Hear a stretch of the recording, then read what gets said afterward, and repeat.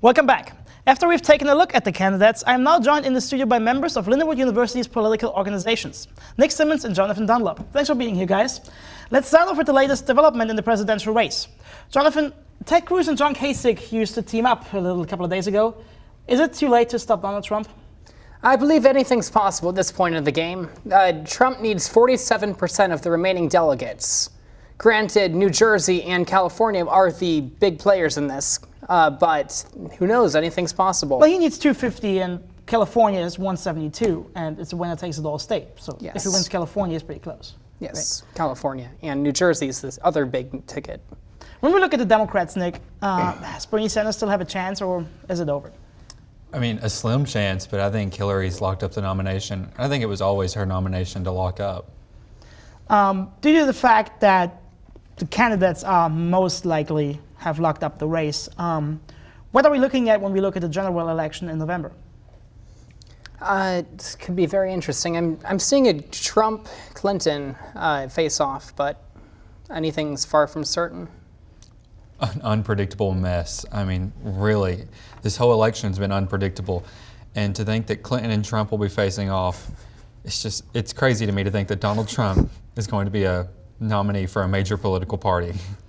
Well, I've talked to many people like in both parties, and yes, Donald Trump is a scary figure to them or for them, but isn't Ted Cruz to them the more frightening person? I ever want to quote John Boehner from the day he said that he's the most miserable son of a bitch that he has ever worked with, and that's a quote. So isn't he like the more scary candidate on the Republican side? To be fair, he also called him Lucifer, so there is some bias, I'm sure.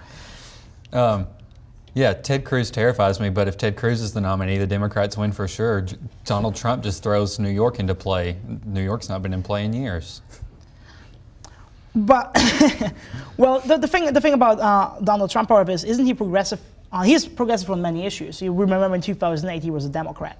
So is he a real conservative? He's very middle of the road on some things and very, very far right on others. I think Donald Trump is a good pretender.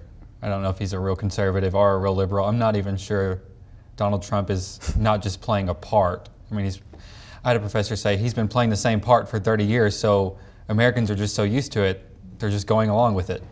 When we look at Donald Trump one more time, do you guys think that he actually believed he would get that far? Totally. I think he knew he would get that far. I think over the past few years, you've seen like the American right grow more and more discontent with not only the U.S. government, but their own party. And Donald Trump swoops in, and now he's the savior. Jonathan, you don't agree with that? I think Donald Trump has a number of populist sentiments, which is a characteristic of both sides. But I mean, for the first couple of months, I thought he was there for the entertainment value, and I thought Carson had a chance. Well, you said we have them on both sides of the aisle.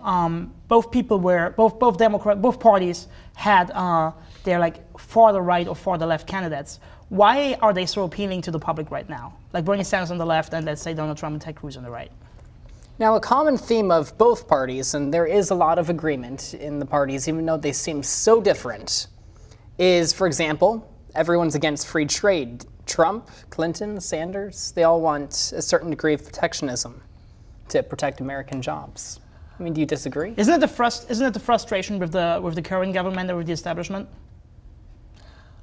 See, if I can be frank, I think the biggest problem right now with both parties is over the past 8 years, all we've heard is Obama is a Muslim socialist. And it wasn't true when they started it. It's never been true, but it worked to divide both sides, and it just pushed them farther apart. All right, Jonathan, Nick, thank you so much for being here. When we come back, I will be talking to former presidential campaign advisor William Sharp. Stick around, we'll be right back.